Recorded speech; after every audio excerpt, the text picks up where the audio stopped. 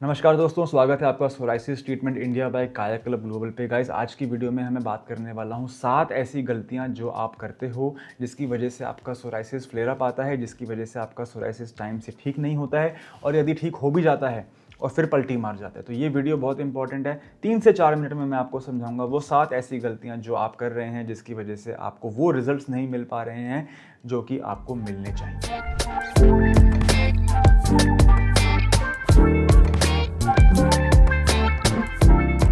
नमस्कार दोस्तों, मेरा नाम है डॉक्टर सम्यक धवन। आप देख रहे हैं सोराइसिस ट्रीटमेंट इंडिया। बात करते हैं सबसे पहली गलती की जो लोग ऑफन अनदेखा कर देते हैं, वो है मानसिक तनाव। हमें रियलाइज़ नहीं होता है लेकिन आजकल की हमारी लाइफ में हमारे सबकॉन्शियस माइंड में बहुत स्ट्रेस रहता है। स्ट्रेस का मतलब हमेशा ये नहीं है कि स्ट्रेस हमेशा एंग्जाइटी हो रही है, बीपी बढ़ रहा है, मुझे पैल्पिटेशन हो रही है, मुझे पसीना छूट रहा है। That is not always stress. Stress can be very chronic. Stress जो होता है वो बहुत ही हमेशा दिमाग में कोई ना कोई बात चल रही है, हमेशा दिमाग में कुछ ना कुछ किसी तरह की बात चल रही है, ओवर थिंकिंग हो रही है, हेल्थ एंग्जाइटी हो रही है, उसको भी हम स्ट्रेस कहते हैं। वो ऐसे नज़र नहीं आती है, वो दर्शाई नहीं जा सकती, लेकिन हमारे दिमाग में वो चीज़ रहती है। वो है आपका स्ट्रेस। स्ट्रेस की वजह से आयुर्वेद में भी माना गया है, मॉडर्न मेडिसिन में भी माना गया है, होम्योपैथ में भी माना गया है, हर पैथी ने बोला है कि मानसिक तनाव की वजह से चमड़ी का रोग जो है, चाहे वो सोराइसिस हो, सफ़ेद दाग हो, एक्जिमा हो, एटोपिक डर्माटाइटिस हो, वो बढ़ता है। तो कोशिश करें कि आप अपने थॉट्स को मॉनिटर करें, अपने आप सेल्फ अवेयर हों कि आपके थॉट्स जो हैं वो किस तरफ जा रहे हैं, और उसे अगर आपको हेल्थ एंग्जाइटी हो तो उसी समय उसे शांत करने की कोशिश करें। That is step number 1, mistake number 1। Mistake number 2 है कि आप डाइट को बहुत ही ज़्यादा इंपॉर्टेंट समझ लेते हो। आपको लगता है कि डाइट से ही मेरा सोराइसिस ठीक हो सकता है। However that is not true. यदि किसी व्यक्ति का सोराइसिस फ्लेयर अप आ रहा है, यदि किसी व्यक्ति का सोराइसिस तेज़ी से बढ़ रहा है, तो सिर्फ डाइट कंट्रोल कर लेने से उसका सोराइसिस रुक नहीं जाएगा। सिर्फ डाइट कंट्रोल करने से उसका सोराइसिस रिवर्स नहीं हो जाएगा, पुरानी चमड़ी वापस नहीं आ जाएगी। ये सोचना कि मैं किसी घरेलू नुस्खे का इस्तेमाल करके या सिर्फ घर परिवार में किसी की बात मान के या डाइट में चेंज कर लेने से अपना सोराइसिस ठीक कर लूँगा, बहुत ही डेंजरस आइडिया हो सकता है। बिकॉज अगर सोराइसिस ठीक ना हो तो वो आगे जाके नाखूनों में जा सकता है और उसके बाद वो जोड़ों में जाके आर्थराइटिस की समस्या कॉज कर सकता है। और यहाँ से इसको ठीक करना किसी भी डॉक्टर के लिए, चाहे वो कितना ही experience modern medicine doctor, dermatologist कोई भी क्यों ना हो, बहुत चैलेंजिंग हो जाता है और बहुत एक्सपेंसिव भी हो जाता है बायोलॉजिक्स के इंजेक्शन लगाना, स्पेशली इंडिया में। तीसरी गलती जो आप करते हो वो है आप मॉइस्चराइजेशन पे ध्यान नहीं देते हो।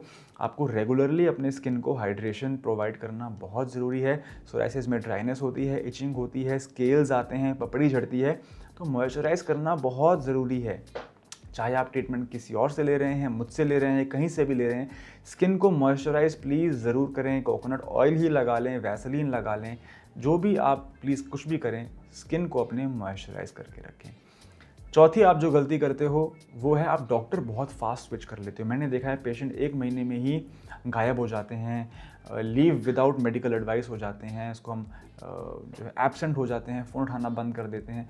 ऐसा आप ना करें। आप कोशिश करें कि जब आप किसी डॉक्टर से जुड़ते हैं तो उनको पर्याप्त समय दें, उनसे कनेक्ट में रहें, उनको अपनी समस्या समझाएं, उनसे अपनी प्रॉब्लम्स डिस्कस करें, अपने डाउट्स सॉल्व करें, ताकि आपको वो रिज़ल्ट मिले जो आप डिज़र्व करते हैं। 5वीं गलती जो आप करते हो वो है सेल्फ मेडिकेशन करना। सेल्फ मेडिकेशन इतनी बड़ी प्रॉब्लम है हमारे देश में, चाहे वो सोराइसिस हो या कोई भी और बीमारी हो। हमारा पेट खराब होता है, हम 2 दिन एंटीबायोटिक खाते हैं, ठीक हो जाते हैं, दवाई खाना छोड़ देते हैं। ऐसा करने से एंटीबायोटिक रेजिस्टेंस हो जाती है, अगली बार बीमारी और ज़ोर से वापस आती है। हम फार्मेसी चले जाते हैं, उसको बोलते हैं कि हमें ऐसे पैचेस हो रहे हैं, कोई ट्यूब दे दो, वो आपको स्टेरॉइड की ट्यूब दे देता है, आप वो लगा लेते हो, आप डॉक्टर को नहीं दिखाते हो।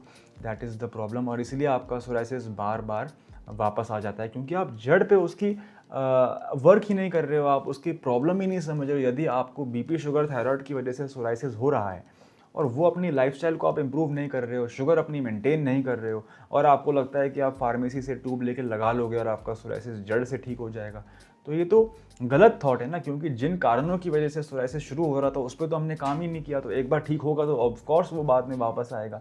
That is the biggest mistake you guys do, is आप सेल्फ मेडिकेशन करते हैं, आप डॉक्टर के साथ नहीं जुड़ते हैं, उनको अपनी प्रॉब्लम नहीं समझाते हैं। छठी चीज़ जो मैंने नोटिस किया है पेशेंट्स जो आजकल कर रहे हैं, आजकल इतने ज़्यादा स्किन केयर के ब्रांड मार्केट में आ गए हैं, डिफरेंट ब्रांड हैं ₹150-150 ₹300, ₹400, ₹500 के प्रोडक्ट आप लोग अमेज़ॉन ब्लिंकिट से मंगवा लेते हो और अपनी स्किन पे ट्राई करने लग जाते हो बिना ये जाने कि इस प्रोडक्ट के अंदर क्या इंग्रेडिएंट है, क्या वो इंग्रेडिएंट मेरी स्किन के लिए, मेरी सेंसिटिव स्किन के लिए सेफ़ है भी या नहीं। आपको सिर्फ ऐसे ब्रांड्स के लिए जाना चाहिए जो सेंसिटिव स्किन पे काम कर रहे हों। Only go for those brands जो सेंसिटिव स्किन के लिए स्पेसिफिकली प्रोडक्ट्स बना रहे हैं। कोई भी ब्रांड को आप लगा के अपने स्किन पे ना करें। अगर आप करना चाहते भी हैं तो प्लीज़ एक छोटे एरिया पे ट्राई करें, पैच टेस्ट करें। अगर आपकी स्किन उसको अब्जॉर्ब करती है, उसको एक्सेप्ट करती है, तो ही आप उसको बड़े एरिया पे लगाएं। एंड लास्ट मिस्टेक आप जो करते हो गाइस, दैट इज़ आप लाइफस्टाइल को मैनेज नहीं कर रहे हो, आपका खान पान अच्छा नहीं है। कुछ बहुत सारे लोग लाल मांस कंज्यूम करते हैं, मटन खा लेते हैं, स्मोक करते हैं, ड्रिंक करते हैं। दे डोंट रियलाइज़ कि इसकी वजह से उनके स्किन के अंदर, उनके ब्लड के अंदर कितनी इन्फ्लेमेशन हो रही है, जो आगे जाके उनके स्किन पे ही फ्लेयर अप के फॉर्म में मैनिफेस्ट करती है। गाइस, ये थी 7 मिस्टेक्स जो लोग यूजुअली करते हैं। मुझे लगता है कि शायद आप भी इनमें से कोई 7 में से एक गलती करते होंगे। यदि कर रहे हैं तो उन्हें करना बंद कर दीजिए। ये थी आज की वीडियो। उम्मीद करता हूँ मेरे द्वारा दी गई इन्फॉर्मेशन आपको अच्छी लगी हो। अगर आप ट्रीटमेंट ले रहे हैं हमसे तो प्लीज़ आप इस वीडियो को समझें, क्यों मैंने ये वीडियो बनाई है आपके लिए। इससे हो सकता है कि आपकी जर्नी और फास्ट हो जाए। यदि आप ट्रीटमेंट लेना चाहते हैं तो नीचे दिए गए 2 फ़ोन नंबर्स पर हमसे आप कॉन्टैक्ट कर सकते हैं।